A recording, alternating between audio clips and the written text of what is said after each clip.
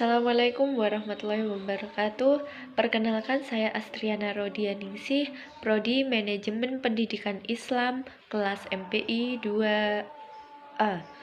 Di sini saya akan menjawab beberapa pertanyaan yang telah Ibu berikan sebagaimana UTS semester genap. Yang pertama yaitu sejarah perkembangan pembelajaran. Awal mula teknologi pembelajaran sudah dikenal oleh banyak orang dari ribuan tahun lalu. Tepatnya pada tahun 1951, teknologi pembelajaran di Indonesia sudah mulai berkembang.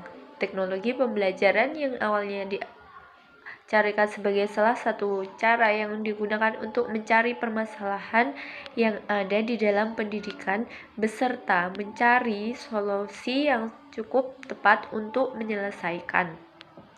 Awal berkembangnya teknologi pembelajaran yaitu pada tahun 1920. Perubahan dari tahun ke tahun sangatlah pesat, karena pada tahun berikutnya para ahli mengeluarkan pendapatnya tentang berbagai metode yang digunakan dalam teknologi pembelajaran. Salah satunya metode ceramah yang merupakan metode utama dalam melakukan pembelajaran.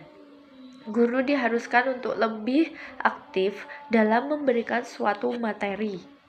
Selanjutnya ada metode tanya jawab yang merupakan siswa diharuskan lebih aktif daripada guru. Ini sebagaimana pada K13 itu.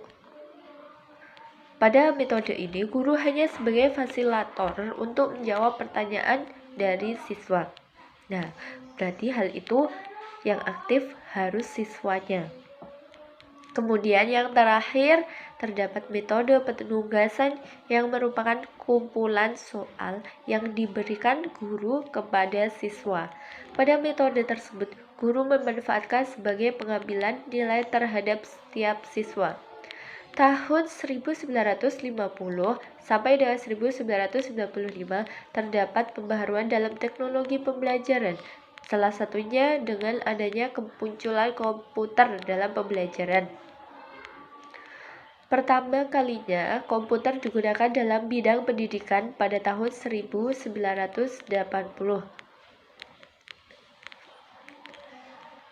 Teknologi tersebut juga sangat membantu kita dalam pembelajaran saat ini, di mana saat ini sangat dibutuhkan teknologi sesuai kebutuhan masing-masing.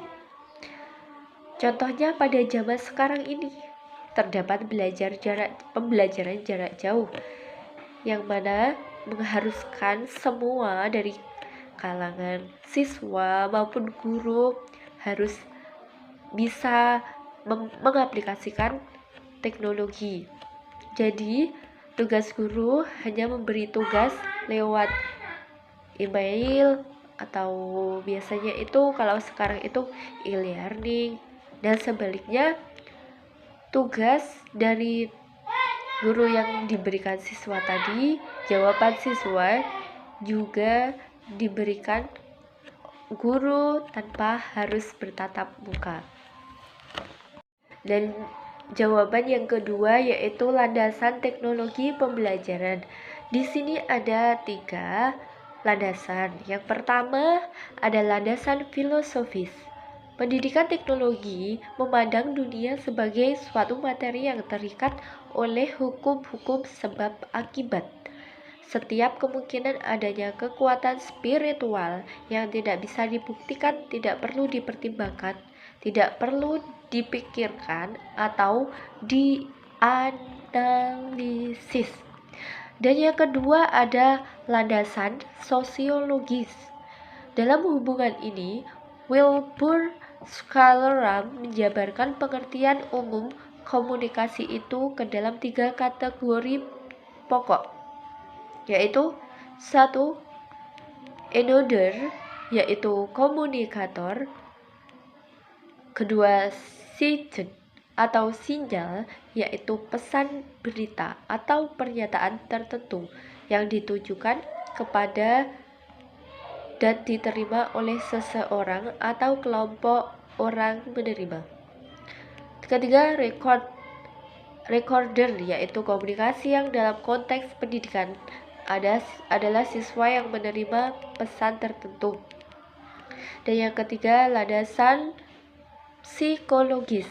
Pada akhir abad ke-19, ada dua aliran psikologis belajar yang sangat menonjol, yaitu aliran behavioristik dan aliran kognitif atau teori komprehensif. Dan jawaban saya di nomor 3 yaitu ruang lingkup.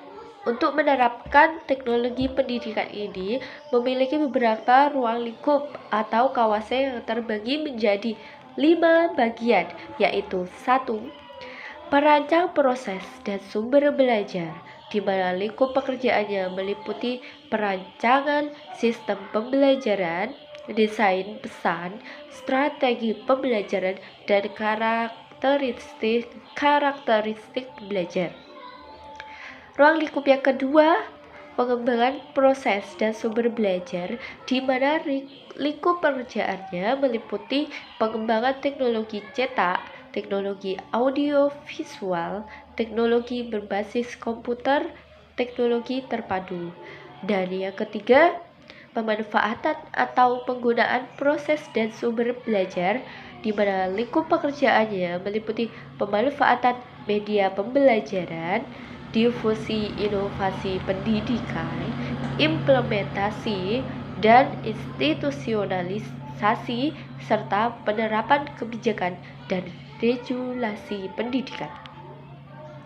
Dan yang keempat, pengelola proses dan sumber belajar, dengan lingkup pekerjaan meliputi pengelolaan proyek, pengelolaan sistem informasi pendidikan. Dan ruang lingkup yang kelima, evaluasi atau penilaian, dengan lingkup pekerjaan meliputi melakukan analisis masalah, pengukuran acuan patokan, evaluasi formatif, dan yang keempat, evaluasi sumatif. Baiklah, jawaban saya yang keempat yaitu pendekatan sistem. Pendekatan sistem pembelajaran adalah kumpulan dari sekian banyak komponen yang saling berintegrasi, saling berfungsi secara kooperatif, dan saling mempengaruhi dalam rangka untuk mencapai tujuan tertentu. Pendekatan sistem merupakan alat untuk menemukan sifat-sifat penting dari sistem yang bersangkutan, yang kemudian memberikan keterangan-keterangan kepada kita mengenai perubahan-perubahan apa perlu dilakukan untuk memperbaiki sistem tersebut. Jawaban saya yang kelima, unsur dari sistem: siswa, tujuan pembelajaran, kondisi sumber-sumber belajar, hasil belajar. 1. Ada teori behavioristik, merupakan melihat sosok atau kualitas manusia dari aspek kinerja atau perilaku yang dapat dilihat secara empirik atau empiris. Dan yang kedua, ada teori kognitif, yaitu suatu bentuk teori belajar yang sering disebut sebagai model perseptual, yaitu proses untuk membangun atau membimbing siswa dalam melatih kemampuan mengoptimalkan proses pemahaman terhadap suatu objek.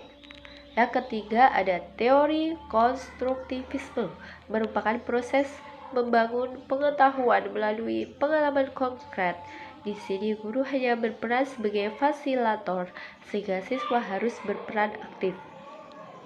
Yang kelima, ada teori humanistik, merupakan suatu teori dalam pembelajaran yang mengedepankan bagaimana memanusiakan manusia, serta peserta didik mampu mengembangkan potensi dirinya. Mengembangkan konsepsi dan model. Model ialah sebagai kerangka konseptual yang digunakan sebagai pedoman atau acuan dalam melakukan sebuah kegiatan. Pengembangan sistem instruksional ialah proses menciptakan situasi dan kondisi tertentu yang memungkinkan siswa berinteraksi sehingga terjadi perubahan perilaku. Pengembangan sistem ini memerlukan pengetahuan interaksi siswa.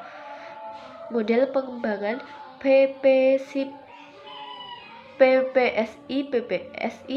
sebagai salah satu model pengembangan instruksional yang digunakan sebagai metode pengembangan instruksional dalam kurikulum 1975 untuk SD, SMP, dan SMU serta kurikulum 1975. Model pengembangan pembelajaran menurut Dick dan Carey, perencanaan pengajaran menurut sistem pendekatan model Dick dan Carey yang dikembangkan oleh Walter Dick and Lou Carey 1990. Pengembangan perangkat pembelajaran model 4 di model pengembangan perangkat seperti yang disarankan oleh Thiagarajan Sable and Sable 1974 adalah model 4D. Model ini terdiri dari 4 tahap pengembangan, yaitu define, decide, develop, disseminate, diadaptasikan menjadi model 4P, yaitu pendefinisian, perancangan, pengembangan, dan penyebaran. Sekian jawaban dari saya. Jika ada salah kata, saya mohon maaf. Akhirul kalam, wassalamualaikum warahmatullahi wabarakatuh.